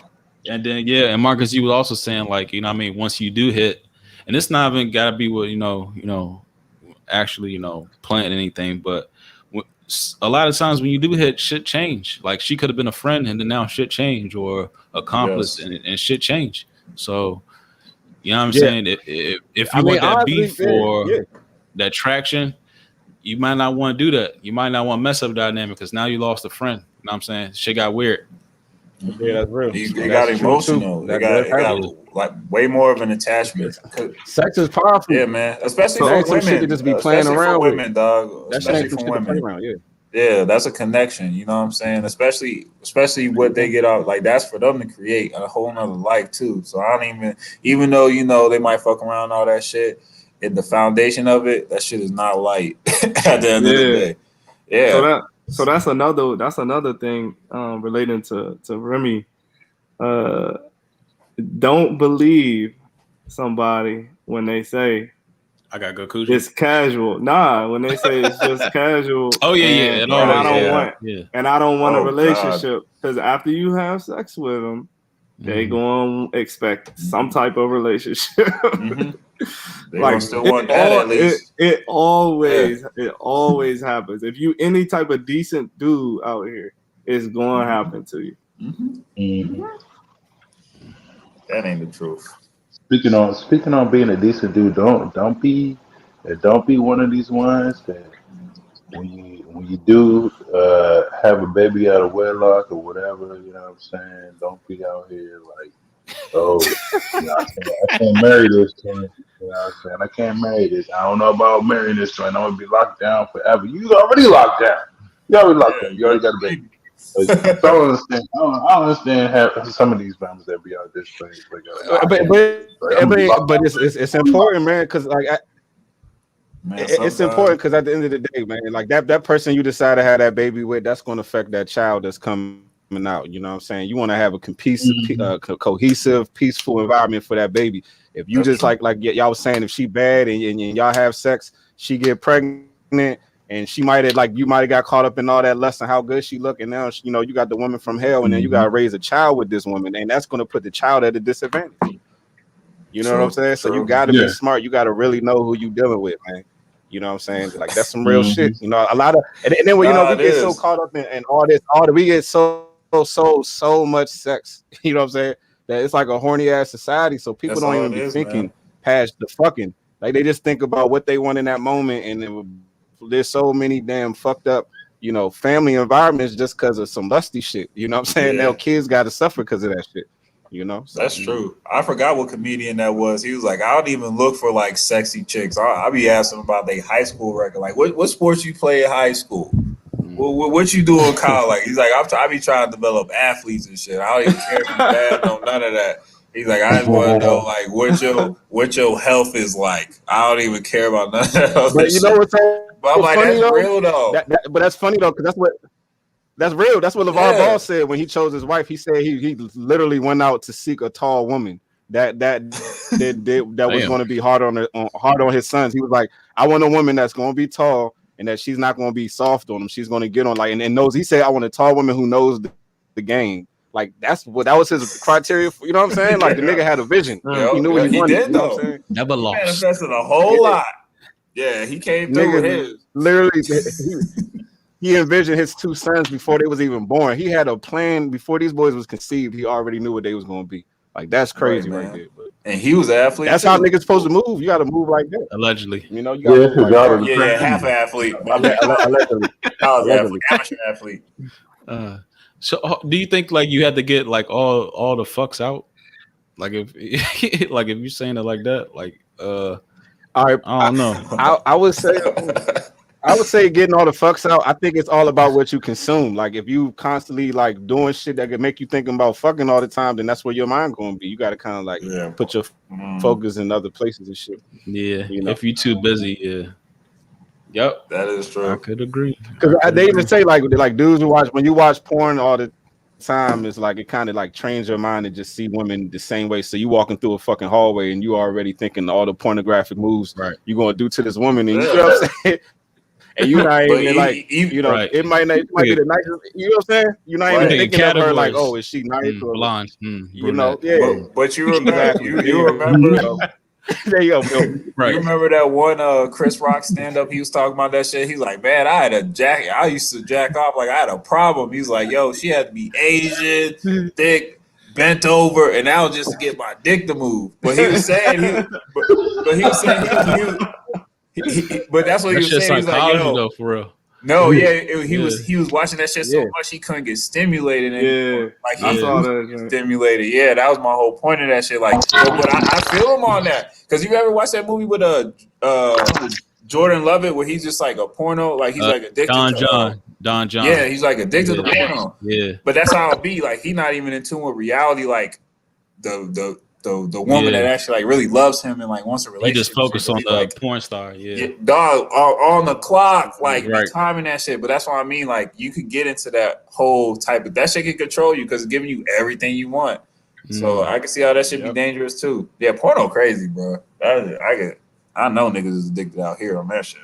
These nasties they dropping these days. Good lord. These nasties they dropping these days. God, please.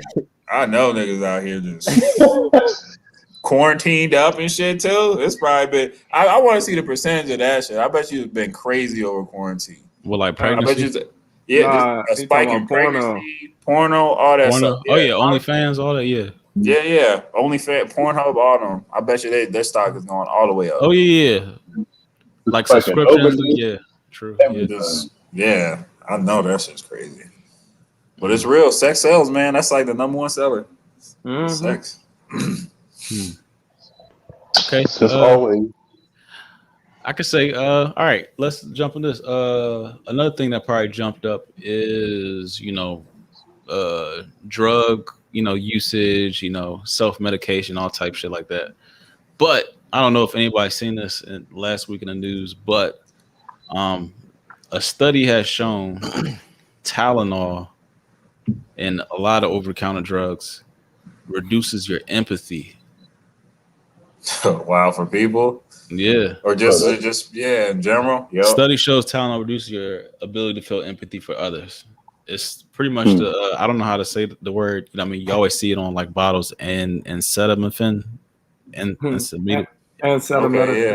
Acetaminophen, there's a lot of like over-the-counter drugs, but it reduces your empathy for others. Like, how do y'all feel about that? We've been taking this shit for a brick. Advil. All my life. This is all like I don't know. I never took this. Dayquil, Dimetap. Hey, wasn't there? I remember a movie we watched some years back at Brian's house one time, and it was about like this dude or lady. I can't remember. She was like taking some sort of medications, and she ended up killing her husband. Y'all remember? And she couldn't feel it. Like the medication made her numb to the point where she. With Jude Law. You know what I'm talking about, right? Because we watched it together. We all watched that shit together. It was at Brian's house. We all Channing Tatum and Catherine Zeta-Jones and that's Side Effects. What was the name? Great, that's the one. Yeah, that's the one. Effects, yeah. It's pretty much. It's pretty much was explaining the same thing we're talking about though, where like it got to the point where she didn't feel nothing. I think it was antidepressants to the point where like it just shut her emotions off. So I think she ended up like killing her husband and didn't even feel nothing. Didn't even realize she had no connectivity to it. Yeah. Damn, that's a good plug. Oh my God. I wonder if that's happened again. Probably. Yeah, I'm sure. Especially now. But no, I mean, I'm pretty sure those those drugs from those commercials where like it showed people like running through flower beds and shit, and then they'll talk about like this will make you sleepwalk. Alice. Watch out for suicide. Suicidal thoughts. Suicidal thoughts and all that other shit. I feel like those medications are probably some of the joints that probably really be doing that shit to people, because I'm sure a lot of them joints be like antidepressants anyway. So yeah, I'm sure that shit does happen. Oh yeah, those are crazy. Yeah, but they sound like I wouldn't be surprised, man.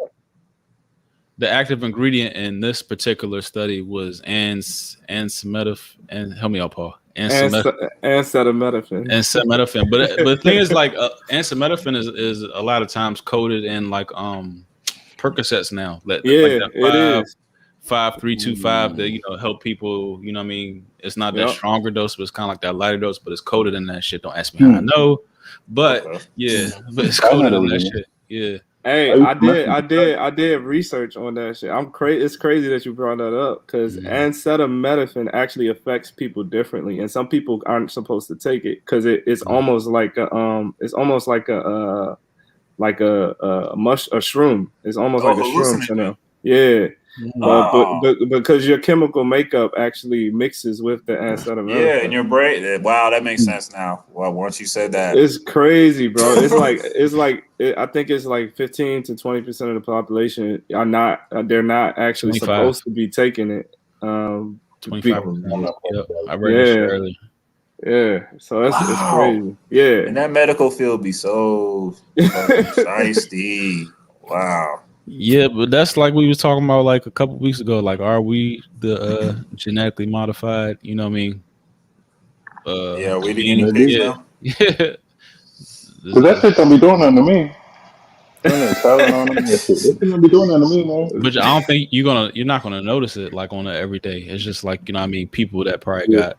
got studies or, you know, Yeah. It's so much other trial-based. things. Yeah, your body is intaking. Like you've been taking in sugar, all types of other shit that's like probably throwing your shit off in balance. The polluted air we're breathing in, like everything, water from the plastic. Like it's a whole bunch of dynamics on top of just that Tylenol shit. So Yeah. yeah, people fucked up out here. Your food diet relate to it too. That too. It's Oh yeah, crazy. Some that's reds. probably the biggest one. A lot of them reds. Them red What, red 40s. meat? Nah, Yeah. the Oh red yeah, the red dyes, the red 40, 41s and all that. Yeah. Yep. Mhm. Yep. But do you think this is deliberate as far as empathy for your fellow man? That seems deliberate. Yeah, it does. I mean, why not? Because just this social media in general, and that shit creates a lack of empathy anyway. So Right. you You just seeing, why not? Why not throw it in the drugs? Throw it in the drugs. Why not? right. 10 people, another 10 people died in a month, and you know what I mean, for a certain circumstance, whatever narrative they push in, but you're like, okay, oh, it happens again. And then now, you know what I'm saying? You just the whole Exactly. Something happened today, and I was just like that too. I'm just exactly, like, yeah. So is it coincided with everything? So it's like desensitizing. Yeah, I see what you're saying. Yep. And I do be feeling myself get more and more like that sometimes too. Like, I'm sensitive to shit. Like, I care about stuff, but then like when you, just like you said, you hear the same thing over and over, you're just like, huh? It doesn't affect you till somebody like close to you. I feel like, Right. yeah, that's the message. Even behind though that shit. even though it say Tylenol, but like, look how many. This is a I small know. I list, but see fucking. it says in 600 other, Mhm. over the counter shit. So like, even like, probably lozenges and like dumb shit like that is probably in that shit. Yeah, even in the powder, the goodie Yeah, powder. what is goodies powders? What is that? I just know I I know. said it's look. I It just says had some Theraflu. right there, 600 products. Man, that Theraflu be doing its job. That should be It making do, you but feel that's good. probably why.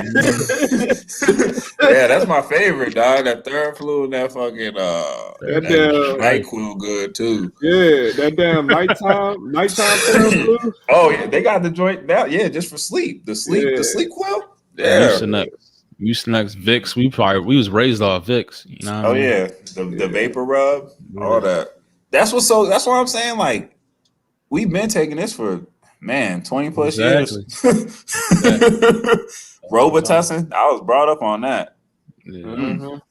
That's crazy. Yeah. It's like, and that's what I mean. Like, we can't get away from the influence of fucking us up. Like, there's no outlet to where we're not getting that shit. Isn't that crazy? Like, from TV, outside pollution, food, water, Video social games. media, the video games, whatever you want. Like, people don't even be outside like that no more. That's starting to shrink too. Motherfuckers ain't even leaving the house for real. Yeah. Mhm. It's the system. Well, they're starting to come back outside now. It's the Matrix, nigga. It is. It's the Matrix. It is. It really is. All right, so let me jump to another topic as far as like empathy and stuff. Like when I watched this movie over the weekend, I was like, God damn, some of these parts are kind of gruesome. Even though we just watched Mortal Kombat, but you know what I'm saying? Preach. Army of the Dead. Like this show That was shit was wild. See, Shaq, you seen it?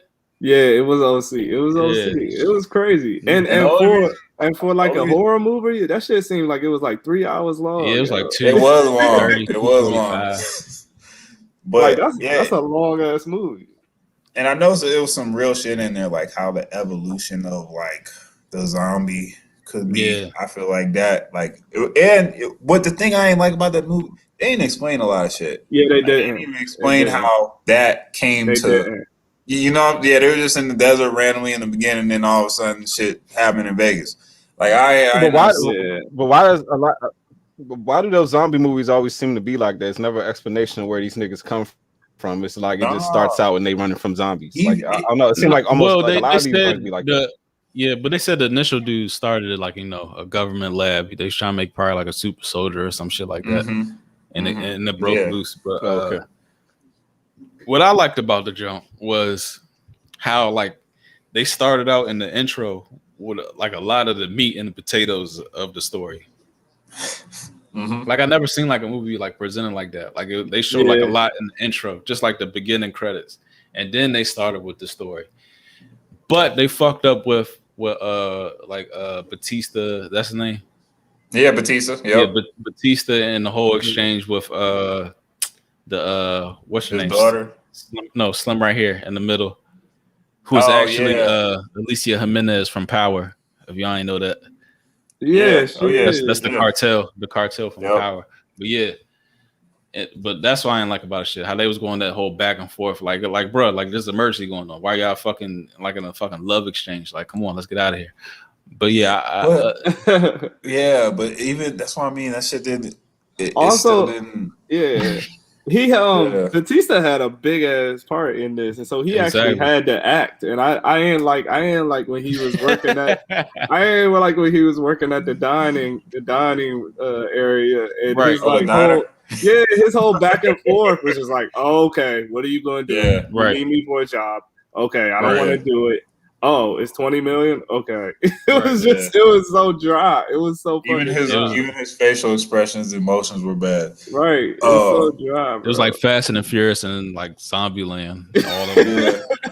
I did like the graphics. The one comedy relief dude was pretty good. The Euro dude, he was all right. Ghost had the worst fight scene that I ever seen. He did. He got his ass whooped. He got his ass mopped. The Spanish girl in the beginning had a vicious ass fight scene. Like she held that shit down. And that but even like his lines, I was about to say his lines was like corny as fuck. I know it's supposed to be a zombie movie, and I think that's what he was trying to go for, like some corny type shit. That's why I kept telling myself, like, them zombie movies are always just like them corny ass whatever. Yeah. I think it's just Zack Snyder, you know what I mean, had the green light. It's a Corona season, and they just be trying to push it out. Like, I don't think we should take it too serious. We gotta take it, it is what it is. That's the only reason I took it serious, because Zack Snyder's name was on it. Yeah. I like the concept though, how like there was like a hierarchy of the alpha. Yep, I was going to say that. Alpha, and it kind of evolved, and it kind of remind me of like the original, 13 bloodlines of the higher elites and shit like that. Kind of I can see that. Yeah. And how they were like sacrificing and all that. They would sacrifice the baby. And you peep how they had that. You had the three females too, right? Like the oracles and shit like that. Yeah. There's a lot. But even at the end of the day, they weren't even in it for the money, man. They were still in it for the whole zombie shit. Right, so right. To make another biological weapon, or you know what I'm saying? Or what? Yep, exactly. So it was just still, or just continuing the bloodline. Well, I mean, shit, they about to be in Mexico City. That's about to be the next one. If they do a next one or whatever, because old boy was still infected on that plane. Yeah. You know what it kind of reminded me of? I Am Legend, the same type of infection zombies, where they had they had alphas that was like could do a little bit more. It was a little bit faster and stronger and smarter, and then they had like the soldiers. Wow. Yeah, It's funny you say that. That came out what 07? Yeah. Hey, do you think you can like act like that though? Like if somebody paid you money, do you think you can act like a demonic like presence or? I don't think I can do that. I think that shit like harm. Yeah, that energy, man. You gotta, exactly. You gotta go to depths you don't even be going to. And I mean, and for you to be like a creator, like a mind that's in tune with himself, like that probably will fuck you up. It'll fuck me up, because that means because I'm not naturally like that. I'm not like a dark ass fucking I'm not a ghoulish guy. But like if I had to, because all they do is just scream and just like always look. How she was like hunched over and shit. Mm-mm. You talking about that queen? Yeah, she was. That was crazy. She was freaky. She was wild with it. That was crazy. But you're right. They were just communicating and everything. She was preggo. That's what I mean. It's like they just be putting everything out here. So niggas just having sex and like all that shit is going on. In Vegas too. Makes sense. How they be doing that shit though? Like how they be like? I know filming that. Like because a lot of that shit was like I Green felt like screen. real. Yeah, Nah, maybe but green a lot of it screen. was green screen. But I think Yeah. they did probably Like take that. some They were snippet. probably in the desert for like a couple of those. Yeah, but Yeah. you're right. It was majority green screen. It had to be. But like some of that shit was just like just authentic. Maybe Yeah. them helicopter scenes or when they was out in the open and shit. It was in the desert. All right, so let's go ahead and rate this because you know what I mean. I don't want to wait too long on this shit. All right. What do So you give? I got a question for you, Remy. Are we rating this as an overall movie or as a horror movie? Because there's different levels to that shit. All right. Nah, as a movie critic, the inner critic in you, just Just rate it. overall. Just overall. Yeah, All right. for what it's worth, for the time, for the you know what I mean, just everything included. All right. You don't gotta be too generous. You know what I mean? I'll do a Yeah, 6. I mean- I'll give it a 6. I'll give it a 6. You give it a 6. Yeah. Okay. Yeah. Porter, what you give it? I give it a 5. 5. Okay. Mm-hmm. Lighthouse. You see it, Lighthouse? I actually did not see this movie. No, I actually Okay. did not see this, Did Corey see it? so I can't give y'all a review on this. I'm gonna give You it. see a it, 5. Corey? Nah, I ain't see it. Oh damn! So it's That's why I ain't said nothing. okay. So that's. I mean, we only gonna give it. I mean, people that You're gonna get a good laugh. That's 16. So what is it? A comedy, horror? What is it? Everything. It got some comic relief in there. It's got some horror. Yeah. I heard that was saying, but Batista in the joint. Oh man. I'm going crazy right now. It's bedtime. All right. He is bad. He bad at you, Corey. But I heard that said Batista in the joint. Yeah. Yeah. So that's a 5 from the Flight Room There's podcast. some alright movies. So that's a 5. All right. Yeah, that's a Sounds 5. good. It was don't feel bad about that. It wasn't the best of the best. We got more coming. Yeah. We got the Quiet Place Part 2. We got Fast and the that Furious. first one made me mad, man. That first one made me mad. The Jason Statham jump. We got to review that yeah, this weekend.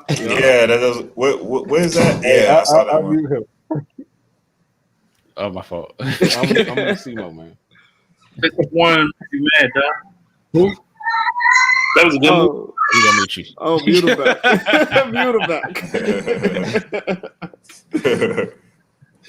Oh man. Nah, there's some movie. Did you watch that Angelina Jolie movie that dropped? Yeah, I actually liked that. I didn't like that one either. Yeah, I kind of liked it. I just felt like it was just certain spots they could have went like Yeah, and it could harder have ended better too. That's what I think I don't like about Yeah. it because they didn't even like make it to the news station and nothing. They ain't, Yeah. it was certain parts. Like it was parts. I'm a sprinkle. This is the part that really made me mad. You know how like at the beginning the pops was like, "Don't grow up on me too fast. You worry about girls, blah blah blah." And then Angelina Jolie had him when the fire was happening. She's like, "This is how you make a fire if you ever want to get girls." Da, da, da. I'm sitting there thinking like, "Yo, at the end, this boy's gonna be a beast. He's gonna have girls, set up a campfire, all this other shit." I'm like. That movie, it sold us short on a lot of shit. Like I feel like the graphics, like the way it looked and all that shit in the fire, that was cool. The storyline could have been a little more, and the action was decent, but they needed like just a little bit more of the story in there. Man, her fucking face was just blowing me the whole time. Yo, that joint look plastic, bro. I know. Is she okay? Her silly putty face. She looked like one of the putty patrol off. She looks so old. She's not even old. That's horrible, man. Yeah, man. And she's supposed to be in like all them Marvel shits coming up. For real? Yeah, Yeah. she's supposed to be on the Eternals and shit.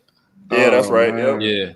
Yeah, I even said that to her. I'm like, she didn't even look like good though, like healthy. She looked like real like frail and shit. Like, yeah. They mentioned that, like, oh yeah, you eat this food. I'm like, I don't know about that shit. Like, she looks bad right her now. hands, she got like the Michael Jackson hand, like the real skinny, like yeah. That's probably why Brad got the fuck up out of there. Oh, Brad was out, man. Brad still looks great. Still looks great. Phil's the president of the Brad Pitt. Dog, I love Brad Pitt. He's the president of Brad Pitt. Nah, Day one. I must be vice president because I love There Brad. it is. I love Brad. He could do no wrong. He could do no wrong. Oh wow. That's real. Woo. We're gonna jump up out of here. We can carry this on the overtime. I got another topic for overtime. I think I'm gonna talk about this whole LeBron situation. How he got like a slap on the wrist. Like how is that possible? But yeah, it's the Fight Room Podcast. That. Yeah, Fight Room Podcast. Yeah, it's the king. Time today. Yep. We rapped about, how to get a buck if you're an independent artist out here. Cut out the middleman. Do your own thing. We about to have a lot more guests coming up in the future. If you have an interest, if you have something that's on your mental, submit it. Let's get to rapping. But it's the Fight Room Podcast. Catch us on the overtime. Catch us on the fifth quarter podcast. We talk about strictly sports. You know what I mean? We gonna keep it tight. Corey, you unmuted? All right now.